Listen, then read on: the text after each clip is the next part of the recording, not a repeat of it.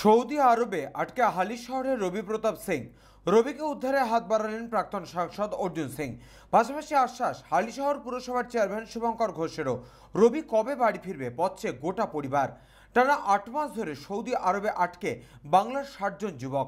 এক কনস্ট্রাকশন কোম্পানির হয়ে কাজ করতে গিয়েছিলেন হালি শহরের রবি প্রতাপ সিং, কিন্তু যে কোম্পানির হয়ে কাজে গিয়েছিলেন সেই কোম্পানি টাকা পয়সা দিচ্ছে না, ফলে খাওয়া দাওয়া থেকে সবকিছু বন্ধ। এদিকে বাড়িতে আসতে পারছেন না রবি প্রতাপ সিং এবং অন্যদিকে ওখানে খাওয়া দাওয়াও জুটছে না, উল্টে বাড়িতেও আসতে দিচ্ছে না ওই কোম্পানি এবং ভিসা এবং আসবার সবকিছু কাগজপত্র আটকে রেখেছে, যার ফলে বিপাকে পড়েছেন রবি প্রতাপ সিং এবং তাদের আরও 59 জন সহকর্মী।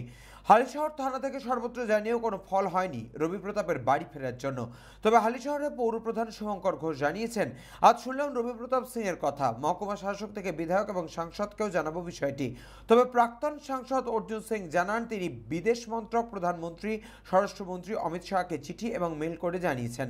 এছাড়াও ব্যক্তিগত সূত্রে সৌদি আরবের এম্বাসির সাথেও লোক মারফত কথা চলছে বলে জানালেন প্রাক্তন সাংসদ অর্জুন সিং। হিমাংশু শেখর ভট্টের রিপোর্ট, চ্যানেল 24/7। এটা আপনার ঘর আছে?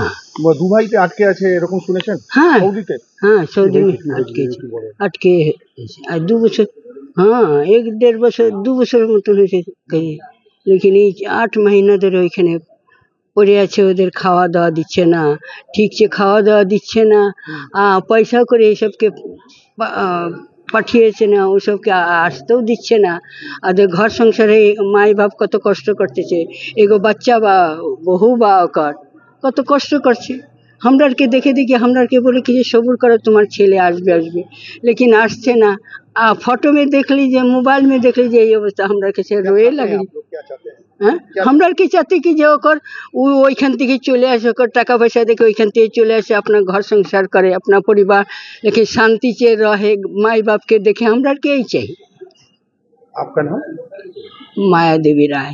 रवि प्रसाद सिंह के घर के बगल में रहते हैं? हाँ, बगल।